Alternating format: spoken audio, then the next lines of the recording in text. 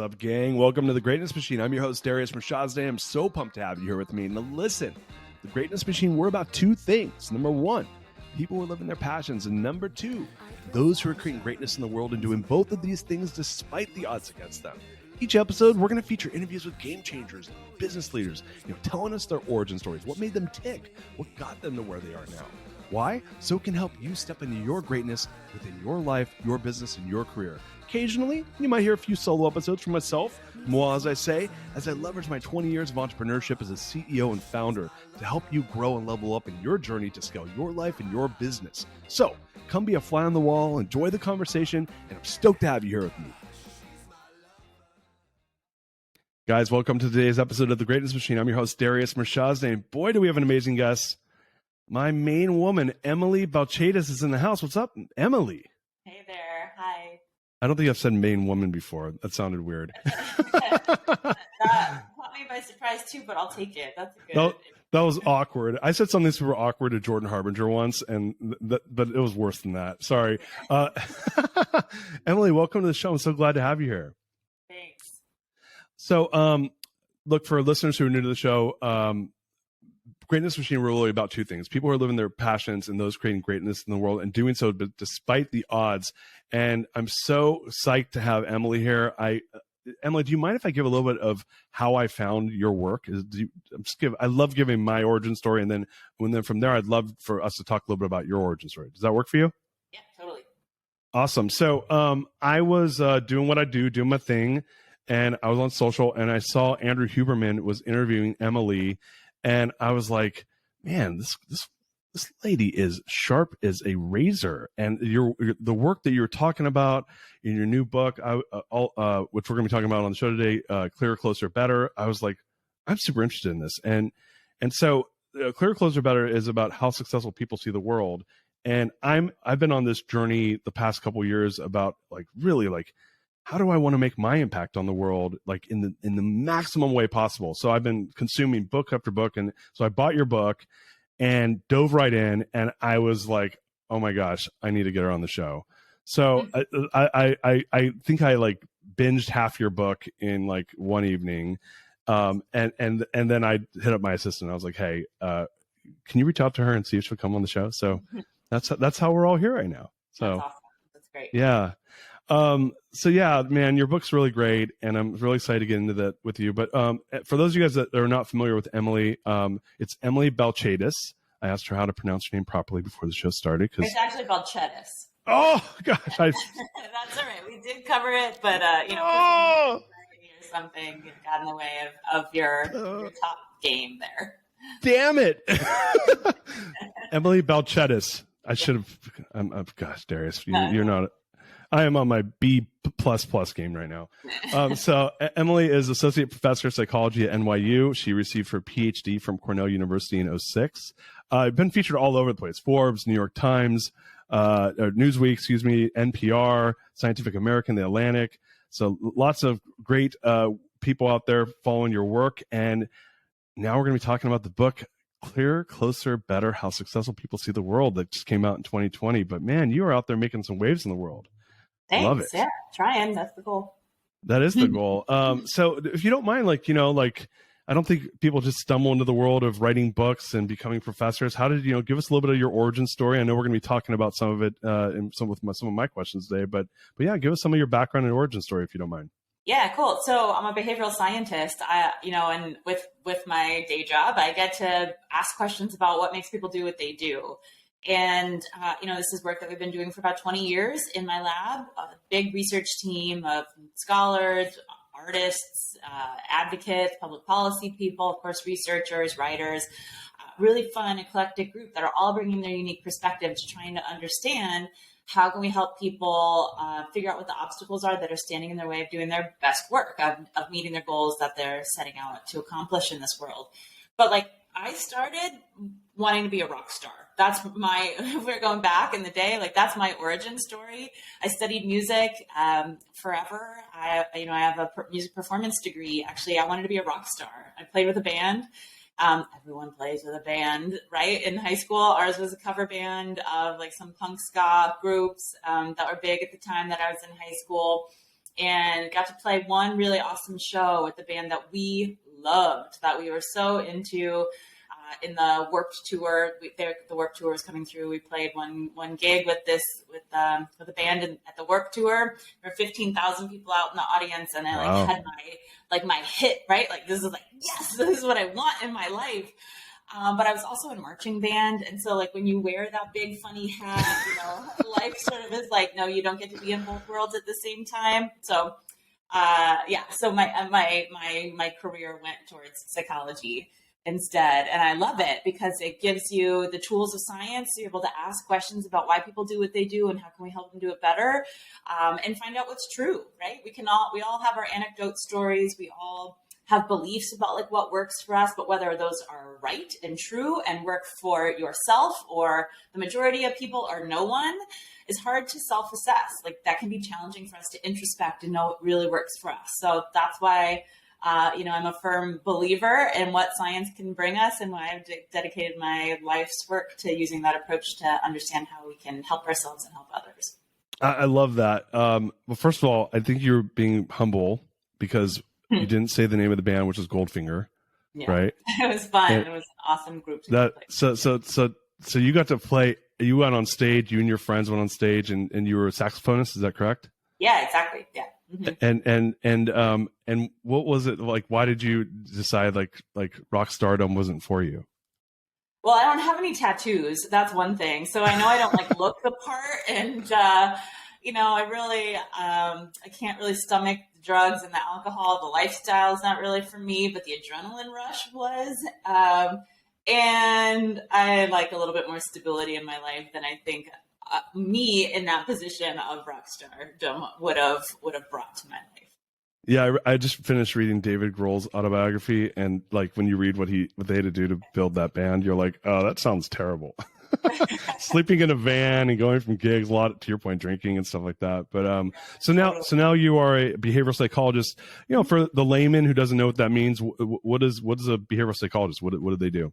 Right. So, usually like when I go to parties and people ask, what do you do? I try to use other words other than leading with psychologists, because they instantly think of clinical psychology and think that like, all right, people come in, they lay down on my couch. Sometimes they do because they're tired, or like I'm laying on the couch, but not in a clinical therapeutic setting. We're not here to unpack like what happened with your mom when you were a kid or your birth trauma. That's not the kind of psychology that I do. I don't know how much you love or you don't love your parents just by looking at you.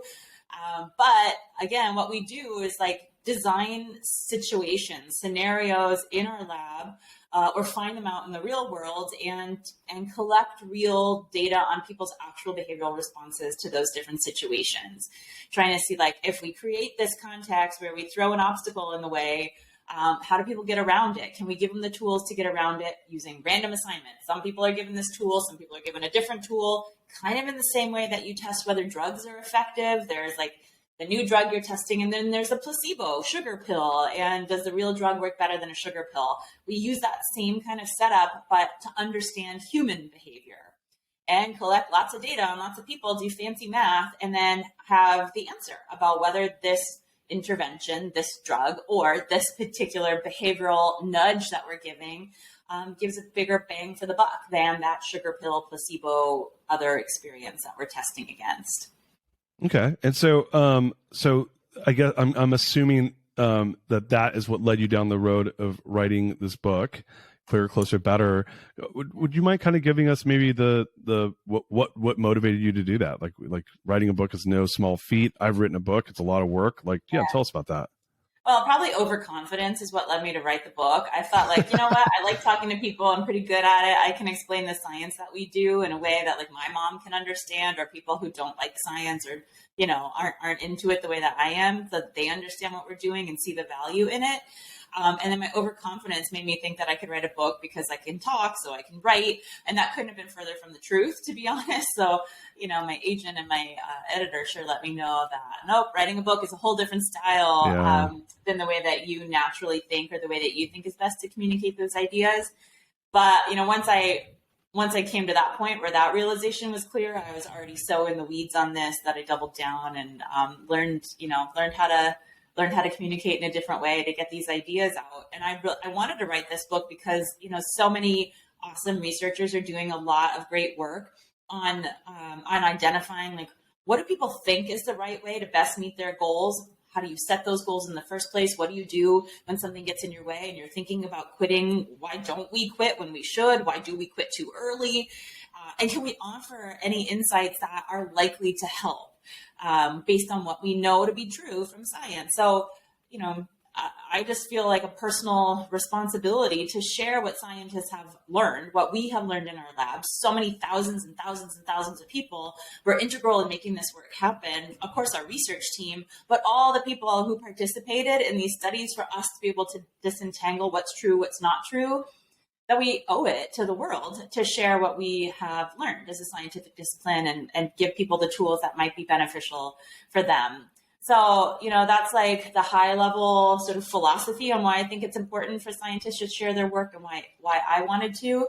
But I also wanted to try these out myself and see like what does work. Like when I become my own guinea pig, what works for me, what doesn't work for me. So a lot of the book is like, you know, chronicling my own experience of a challenging time in my life, setting a new goal for myself, and everything I'm saying like, hey, science says this should work. Like, you know, checking in with myself, testing it out, and letting people know, like, you know, the real truth of like, did this work for me? Did it not? And why do I think that it didn't? Or what helps it become a successful tactic for me to use? So you get the nitty gritty on what was it like when I tried this out myself, when at a really, you know, difficult point in my life, I took on a new goal. So, you know, in the book, and I don't know if we'll talk about that goal or not, but you know, you talk about visual experiences. I mean, and this is the part was like kind of like a whoa. I never thought. You know, there's a lot of whoas. I never thought of things like that way. Like this is when I was reading your book. At least I was like, oh, I never thought of that. Oh, that makes sense, right? But you talk about visual experience and how we use like you know what we see to then go and motivate us to achieve, right? Yeah. And as well as creating happiness, overall productivity, all these things. Tell us about that. Tell us about how you stumbled upon this being the thesis for the book, and I mean, because it's not like as obvious as one would think. Yeah, right. And I think that's the key, is that it's not, these suggestions that I give are all rooted in our visual experience. And that's the beauty of this book, is that it is not the obvious thing to think to tweak when we're trying to figure out what are some new tactics I can use because I keep having the same problem and I need a new way forward. People don't think about using their visual experience. You know, when we start thinking about like, what should I do? What's going to help motivate me more? Like the common strategies are often like, talk to yourself in encouraging ways. Continue to remind yourself of why you're doing this thing. You know, get an accountability buddy who's going to help you remember why you're doing all of this. All of those tactics are really effortful. They're like a goal in and of themselves. Like to make progress on this other goal, I have to form three additional complementary goals. All of that takes a lot of mental work. It takes a lot of commitment and perseverance.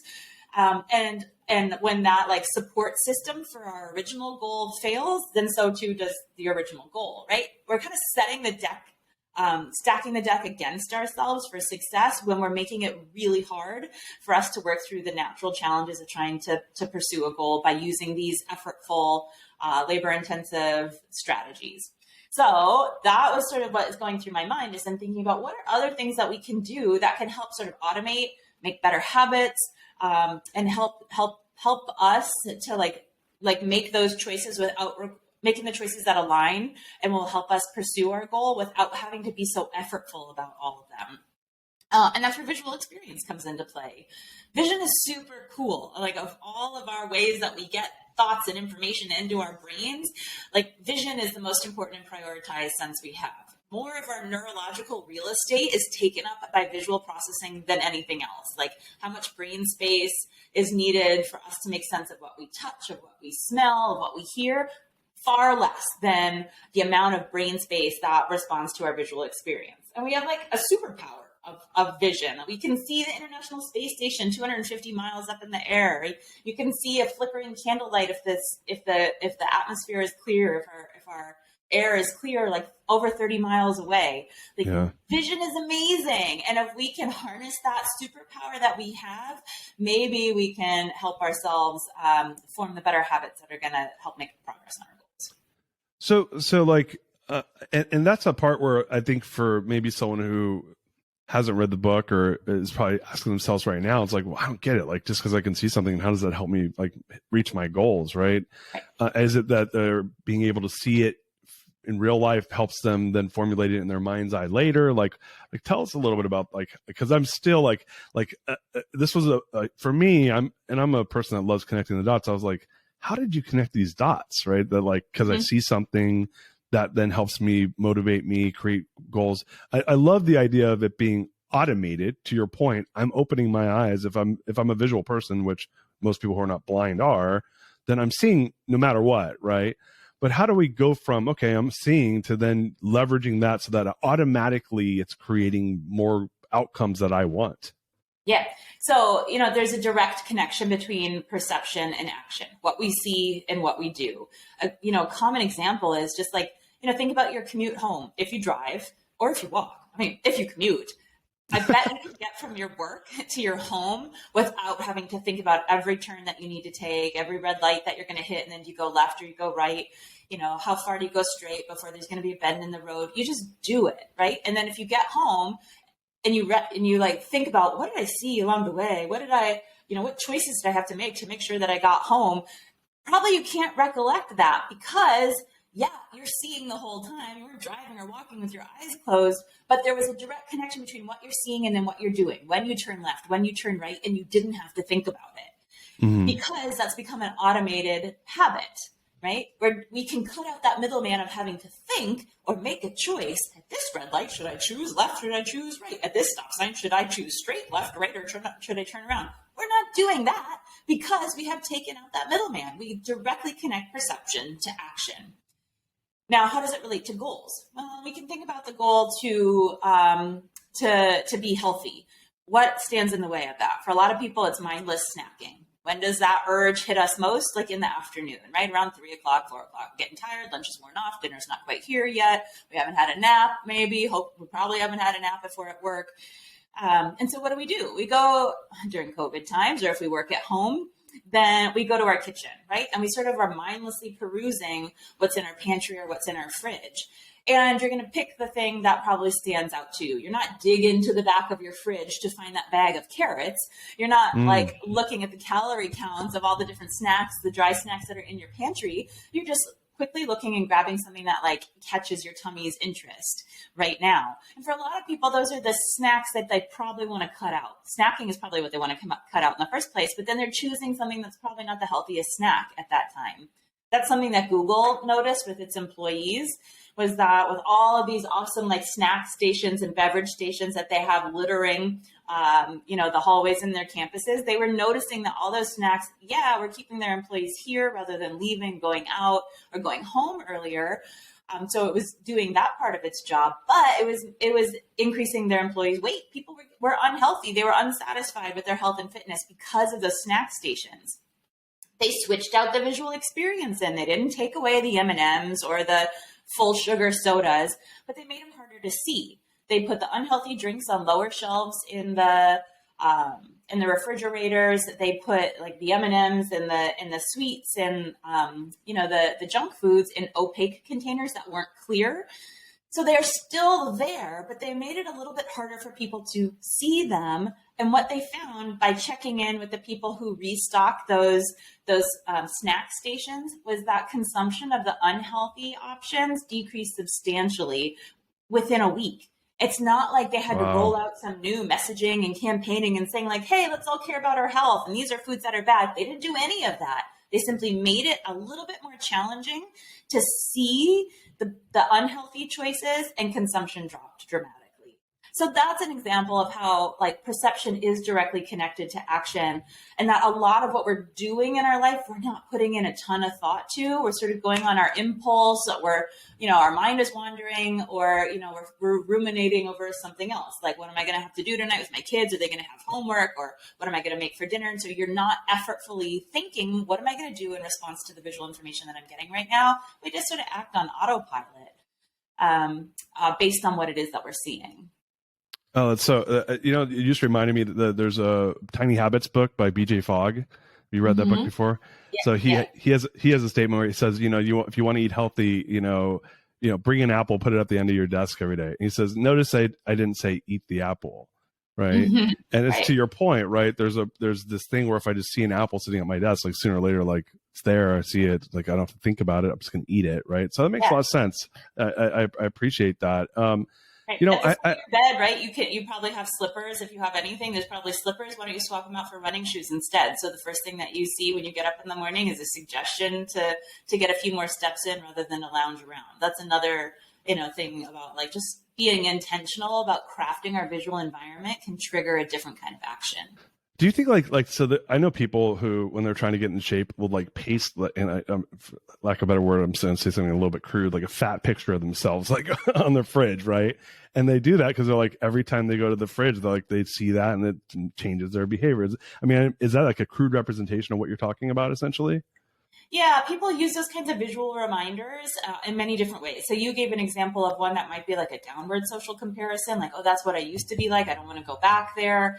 And thinking about like that maybe darker place in their life. Other people use positive imagery to motivate themselves. They'll put up a picture of somebody else representing where they want to be in the future, or some sort of visual icons that reflect what a dream completed would look like. What's my life going to look like if I can check off everything on my bucket list? And they'll sort of use that like visual imagery to a positive imagery to motivate their choices. People might call those vision boards or dream boards also. And those are effective for maybe helping figure out what your goal is, but they're actually not effective for helping motivate and sustain the choices that we need to make in order to hit those goals.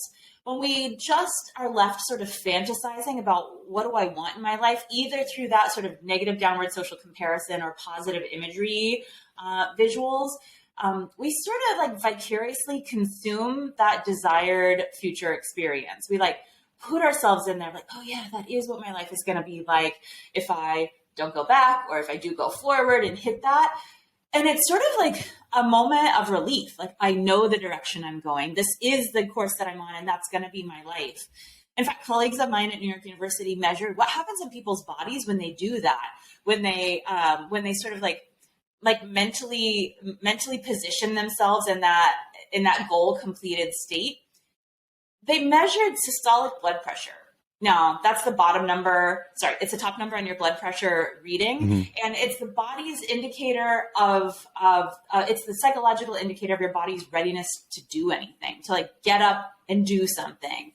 It like systolic blood pressure goes up in race horses, like right before they're about to be released from their gates and, run at their fastest pace. Like they're not moving in those gates, but systolic blood pressure is going up in anticipation of doing something that's related to their goal, to the next task at hand. Systolic blood pressure also goes up for people when we're about to do something mentally challenging, like really focused to do some hard math problems. I'm just sitting there, but my brain is going to need to do something to help achieve this next goal. So what my colleagues found was that when people start doing that, thinking about, oh, that's what my life is going to look like so long as I follow this course and when my goal is realized, systolic blood pressure went down. Again, their body is indicating, you know what? I can chill out now. I can relax because I'm the right course. This is the path that I'm headed towards. I know what my goal is, and it feels good to think about what it's going to be like when I hit it. We are sort of de-energized, physiologically unmotivated to take the next steps when we sort of mentally savor or fantasize or daydream about what that happy future is going to look like. So I guess, and I'm a person that never ever believed in dream boards ever. And then I read this book called The Power of One More, where he's like, do you give yourself the gift of dreaming? And I'm like, oh, I don't really do that. So I was like, all right, if I'm going to savor it, to your point, it's a little like treat I give myself. So I created one on Pinterest. And so let's use, I mean, you don't want to see mine. It's ridiculous, but, I do. I'm going to look it up as soon as we're off this call. It's awesome. There's some awesome stuff. Like, it's like, I want to go see the Aurora Borealis again. Right. So like, let's use the Aurora Borealis as an example. Like I look at the Aurora Borealis and it makes me happy. And then I want to go see it up in Iceland or Greenland or something like that. So to your point, maybe my blood pressure goes down and I get this happy feeling. Would it be better if I in order to achieve that, like, I don't know, how do I use something visually to achieve that goal? Because if we use the running example where you're saying, hey, put your running shoes by your bed, for me to go to Aurora Borealis, do I need to put like buy tickets to Iceland next to my desk? Like, what would be the step? Yes, because if you just put on that dream board what those twinkly lights look like floating around in the sky, yeah, you're super jazzed and you're reminding yourself like, yes, I really want to do that. But by just simply telling yourself, I really want to do that, you're no closer to actually doing it. You have to couple that dream with concrete action planning. So, which is the suggestion you gave. Yes, you need to tell yourself, I need to buy tickets to Iceland. You also then have to take the next step, which is the often overlooked component, which is, all right, what are the obstacles that are going to stand in my way of doing these concrete things or like making progress towards that bigger, more abstract goal of seeing the Aurora Borealis, right? What's going to stand in your way? I have to carve out time in my schedule and like not book any new interviews for my podcast this week, right? That's my vacation week. The obstacle that's going to stand in my way is that I don't have free time. There is never a week in my calendar where I don't have something important to do for me to be able to take that trip. What else is going to stand in my way? All right, tickets to Iceland are super expensive, right? So I have to start saving. You have to start thinking about what those obstacles are so that you can troubleshoot them enough in advance so that by the time you really can sit down and buy those plane tickets, you do have the money in your bank account so that when you're looking at the dates on Kayak or wherever you buy your plane tickets, that you already know the dates that are going to be allocated for that trip. So when we just stop with putting up a Pinterest image of the Aurora Borealis, we are no more likely to actually make it there because we haven't done the legwork in advance to set ourselves up for success. So 3 steps: dream big, make that Pinterest board, think concretely about what you need to do in order to hit that goal, and foreshadow the obstacles, the things that would lead to failure if you don't have a plan B, or think about how you're going to move your way through this obstacle should you experience it. There's a great example. Yeah, go ahead. No, I was going to say, I'm going to run this through because I have a volcano cave house I want to buy in Tuscany. I don't know how to do that yet, but it's on my dream board. But no, but I get what you're saying is that, hey, look, like savor that outcome, but it's these steps that are going to derail you from hitting success. And then how do you connect the visual side of it? Is the visual side of that, like, what do I visually have to see to create those, to mitigate those outcomes? Is that what you mean? Right. So we do need visuals to help motivate ourselves through those different stages. So like your suggestion was, I'm gonna, next to my desk or next to my computer, I'm gonna put a note that says buy the tickets. Yeah, right. That's a visual. That your natural strategy that you came up with was something that is based in visual experience. You weren't gonna rely on your memory. Oh yeah, just like mental note, buy those plane tickets.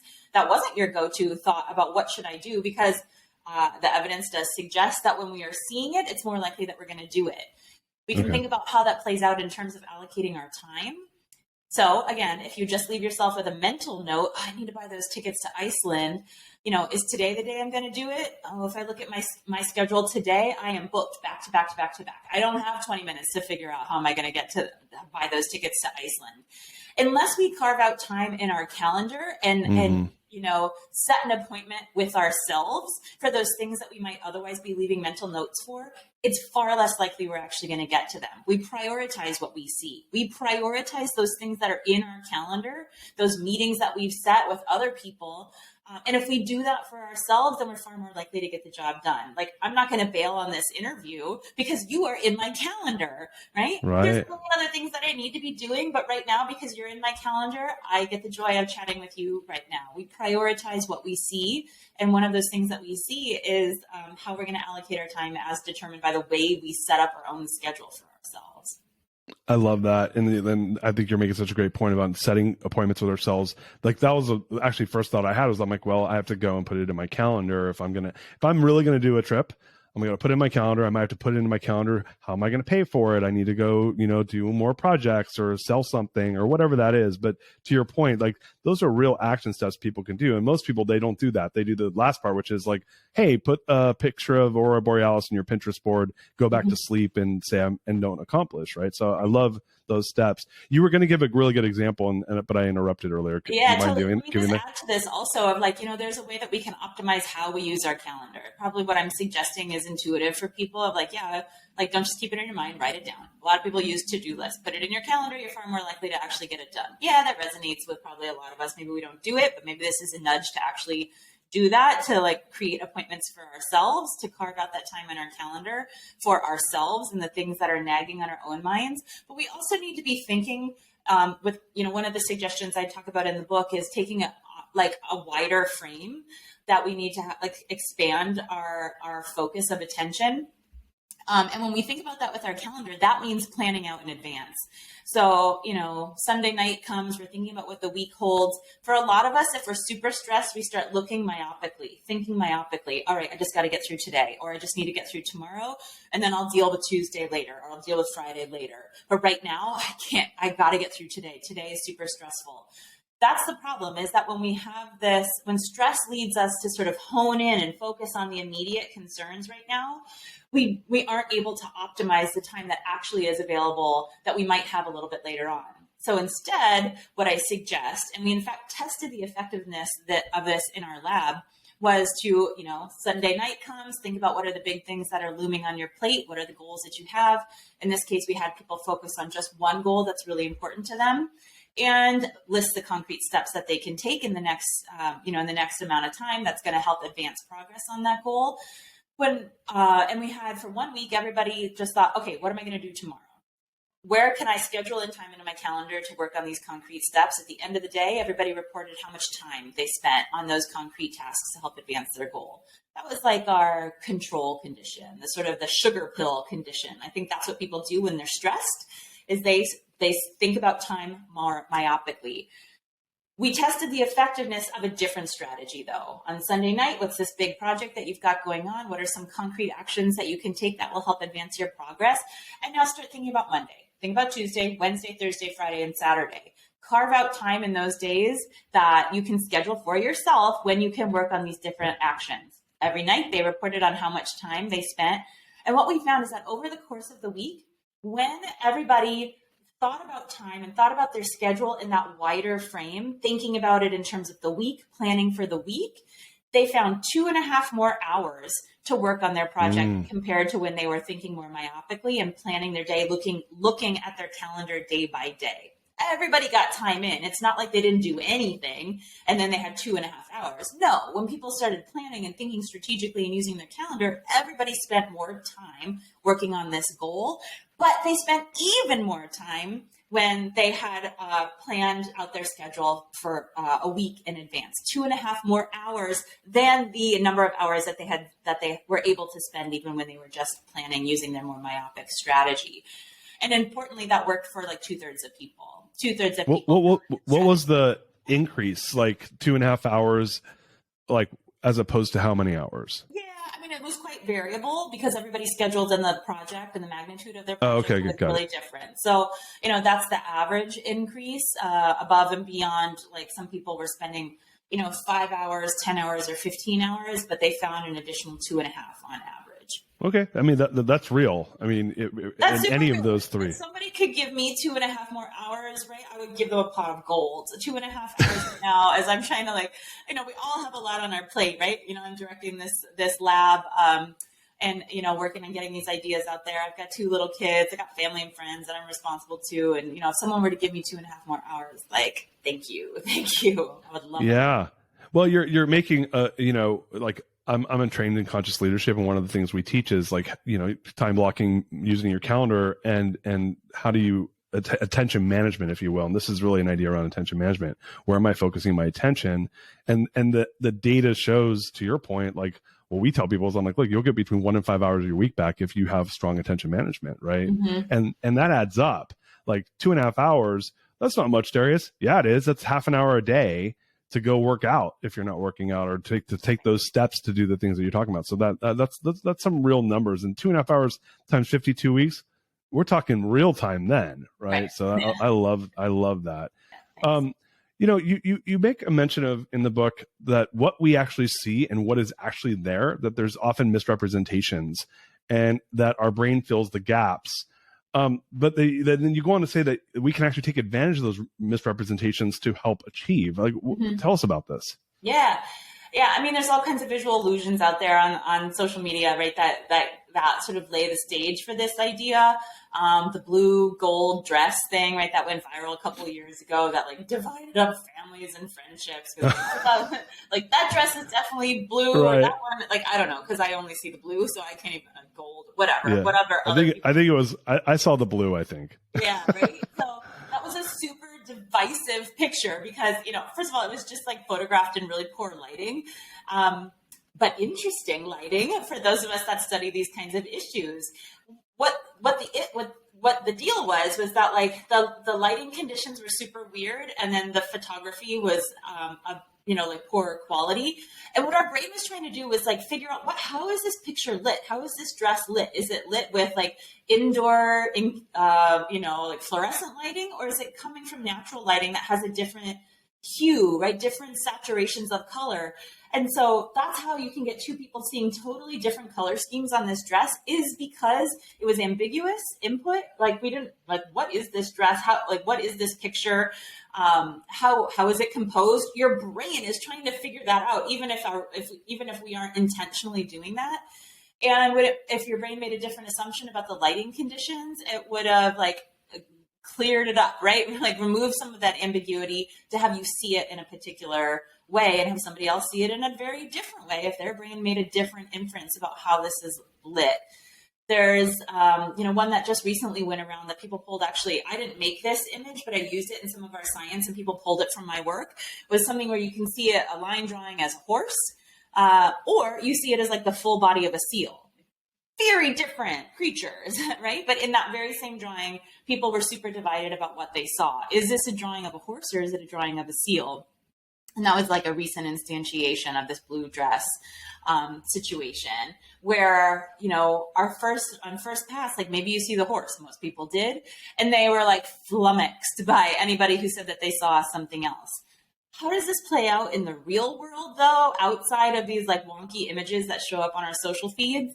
Well, I got some insight into this once when I was chatting with some like Olympic athletes. I had the chance to talk with some of the world's fastest runners, like fastest guy out of Trinidad, somebody who trained along Usain Lightning Bolt, the fastest human on the planet, like amazing people. All these guys they were all guys, had won, Olympic gold, silver, bronze medals, like multiple times. Super humble, lovely men.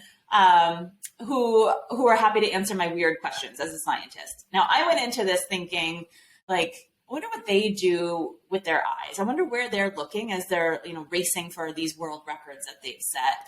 I thought, again, that they have superpowers of perception, that somehow they're able to like triangulate where are they in space relative to the finish line and all of their competition, and they have this like amazing mental map. But they don't. I was wrong about that. No surprise. I can't hardly run at all. Definitely not like them. So that my intuitions were wrong wasn't really surprising. What they told me is that they narrowly focus their attention. Mm-hmm. That they are not paying attention to where the competition is. They have like chosen a target. When they're doing shorter runs, shorter distances, it might be the finish line, and that's what they're focused on, or the next curve in the track. Or if they're longer distances, it's the shorts of somebody who's up ahead of them. They focus just on that target until they hit it and they pass it, and then they choose another target. Almost like they have blinders on, or like this really narrow like spotlight shining just on the target that they had focused on. And that they think is what they're doing with their eyes, and that's key to their success. So we thought, okay, like I can tell people about that, and we can control what we're looking at, what we pay attention to. We found that normal people can adopt that strategy, right? They can like imagine a spotlight is shining only on a target. They can narrow their focus of attention and like not really pay attention to the distractions or their peripheral vision. What we found is that induced a visual illusion.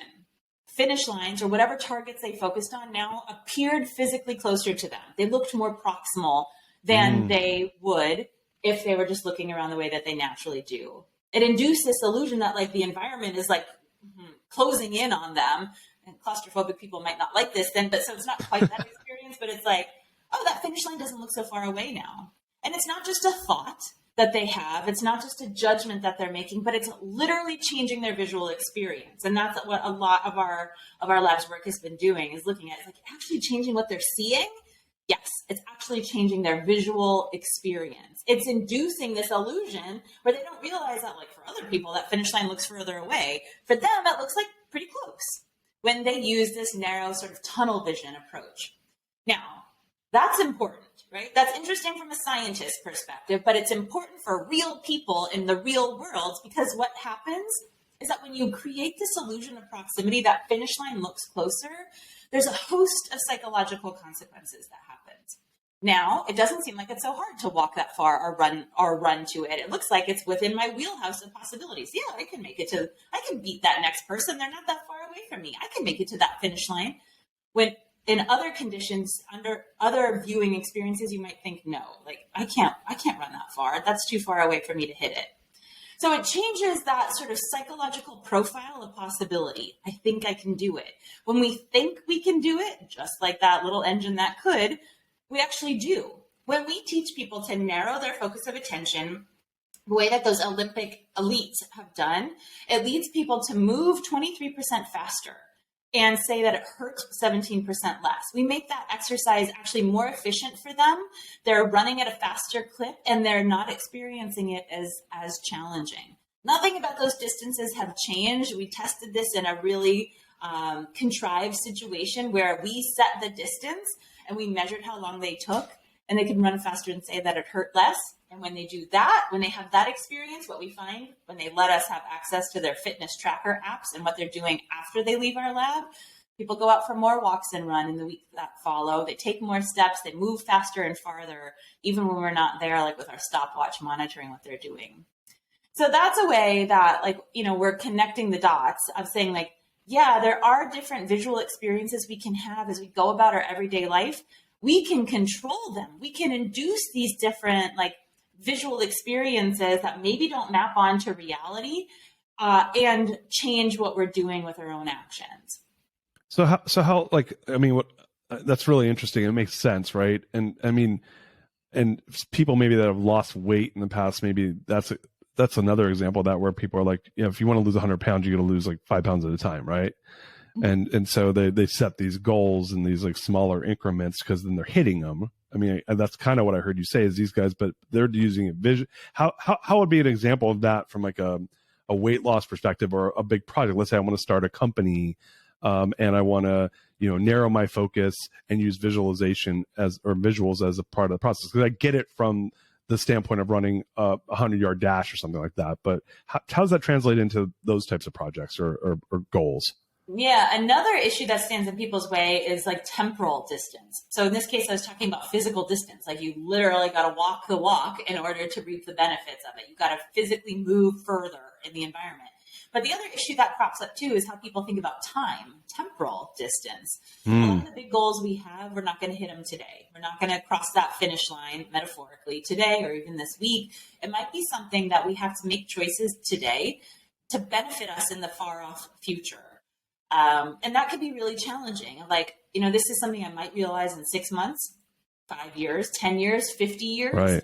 You know, if we're thinking about saving for retirement, that's another example of, like, you got to make a sacrifice today. You got to set aside part of your paycheck today so that in 40 years time, when you retire, right, you've got a better nest egg going for you, right? But that's really challenging because I've got to like pay my rent today, and I like want to go out with my friends today, and I want to go see the Aurora Borealis and buy those tickets to Iceland. So I have to make a sacrifice today then in order to set myself up for a happy retirement. And that's that temporal distance is part of the problem, is that there's a disconnect. Like, oh man, that just seems so far off. Like, I don't know if I want to give up today's experiences in order to set that like future me up for success in this way. So what psychologists know is that we need to connect those dots. We need to like make that connection between today's choices and far off tomorrow's outcomes more synchronous, that there is sort of this blending so that you realize that my choice today actually is going to be beneficial for the far off future. We tested this idea, so we tested these ideas again in our lab. I was working with a bunch of people that were about 20 years old, in their 20s to early 30s. They were all on the brink of graduating from college. They all had jobs. And I asked them, are you saving for retirement? They all said no. Nobody's saving for retirement in their 20s. Neither was I. Wasn't going to blame them for that. When I asked them why, they're like, for the number one reason, the most commonly offered answer is like, that just seems so far off. Right. Like, no, it's just so far in the future. It's not relevant. Like, I can't think about something that far off in the future. What I did then to try to see, like, can we connect those dots? Can we bring in that sort of psychological closeness between today and that far off future to change their thinking about saving for retirement? So I took a page out of another researcher's playbook, Hal Hirschfield. He's a professor at UCLA. And I took a photograph of each of those people that I was working with, morphed that photo with an older successful person. Like, I morphed one woman's face with that of Maya Angelou or Betty White or Dan Rather, and showed them this movie of like, as you age, this is what you're going to look like. They're all horrified. Nobody wants to see themselves when they're 20, like with wrinkles and white hair. Except one guy who's like, I think I look pretty good. Okay. So one person liked it. Most of them were horrified. But then I started having them think, okay, like, this is what you're going to look like, what you might look like in the future. What's that day going to look like? What will this future you do with a really awesome day? And they just started connecting those dots. What we found is that brought a sort of psychological closeness. Now I get it. Like, that who's going to benefit from me saving right now became a bit more tangible, concrete, visual. They saw themselves in the future. And then the vast majority of them, when I asked them again, like, what are you going to do about retirement? Do you think you're going to start saving for retirement? There's no right answer. They're not getting paid for what they say, or they're not going to get extra credit in the class or something like that. But they all said, I get it. I'm going to start thinking about how I can save for retirement now, because we were able to constrict and make that far off future feel a little bit more present in the here and now. Interesting. So just literally using a visual representation of what they might look like as an elderly person gave them some, I guess, perspective or perception around that being them. Is it attaching that idea of, oh, that really it could be me? Yeah, it became more tangible and clearer of like, what is it that I'm working towards? Who is that future me? Like, what's that even going to be like? They took something that was totally abstract and made it more concrete and relevant to them. Oh God, yeah, that makes sense. I guess this all goes to this idea of seeing is believing, right? I don't want to be trite about it, but I know we're running short on time here, and I want to get you out on time. And we've covered really the book. I know covers 4 different approaches to change our habits, routines, and practices for hitting our goals. Do we have time to touch on wide brackets? Yeah, so that's sort of what I was talking about, the wide bracketing, when we're talking about using our calendar and thinking in a larger time frame. That was an example of wide bracketing, is like trying to get out of that narrowed focus that is effective for helping us to run farther and faster, or for constricting time and helping us connect the dots between here and then, or in our far off future. But these tools that I talk about are tools, right? So that narrowed focus of attention isn't going to work for every single obstacle that you might face or challenge that you're up against. Just like a hammer isn't going to be the only tool you need to build a house, narrowed focus of attention isn't going to be the only thing to solve all your problems. We need to build out that toolkit that we have available to us when we're trying to troubleshoot our way through a tricky situation. So wide bracketing is another tool that we have available. And what the book really goes into is trying to help us understand what are those situations or experiences that we are having that would lend itself to using this tool a bit better. Like this, I should use a hammer rather than a screwdriver in this situation. But having a hammer and a screwdriver in your toolbox is really important. You need to have multiple tools available to build your house or to build out your dream life. So that's what the book is all about. So just to end on that, you talk the tools, and reading about them is one thing. How does someone take the book and really actualize these different tools and strategies? Is it testing? How do you recommend people actually take what they read and turn it into real life results? Yeah, the book goes into that, because that part of the book is we talked about this, at the beginning, or mentioned it, that I tried them out myself with my own goals. A couple of years ago when I was writing this book, I had just had my first baby, my first kid. I was learning how to be a mom for the very first time, had the chance to write this book. And what I was realizing, I used to be really interesting, and then I had a kid, and all of a sudden, I'm not interesting anymore. people would come over and they're like, what's going on in your life? We used to have these amazing stories of these crazy people I met, these amazing parties that I went to, and like these situations that I found myself in that were nuts. And then I had a baby and all of that changed. And I was like, I pooped again, I drank 6 ounces. So boring. I mean, really important and gratifying parent work, but like boring stories. And so I was like, I need to spice up my game, man. My stories kind of stink right now. So I decided when he was a couple months old, I'm going to become a drummer. I'm going to be a rock drummer, harkening back to those glory days when I was, playing in this band.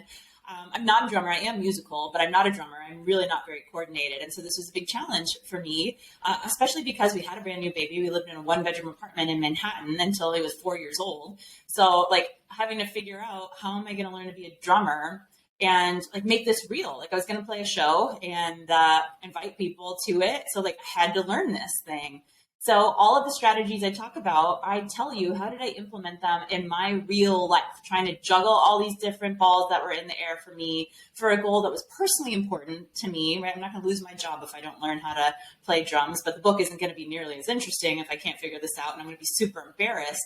But what did I do to try to take these maybe more abstract concepts and really use them to try to make progress on this personal goal that I had? So check it out. And you can see what did I choose to do to translate these tips into practical real life applications. Yeah. There's a technical term, by the way. I don't know if it's scientific or not for the time period that you're talking about with the baby. It's called baby jail. Yeah. Have you heard that? Yeah. I'm 8-month-old now. I'm back in this. Yeah. You're back in baby jail. I've been out of baby jail for a while, but yeah, baby jail's tough. You're serving your time. Once they can go to the bathroom by themselves, you're out of baby jail. Yeah.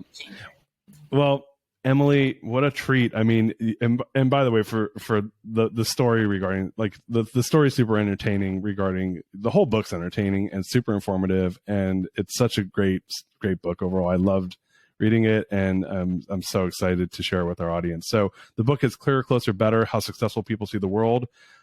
What's the best way for people to either get the book or to connect with you on, or anything that can help promote the work that you're doing? Totally. I mean, you can get the book wherever books are sold, and it's available everywhere. I try to post other content that I'm writing up on LinkedIn. You can catch me on Instagram. Those are good places. I write for Psychology Today. You can see more work there too. Awesome.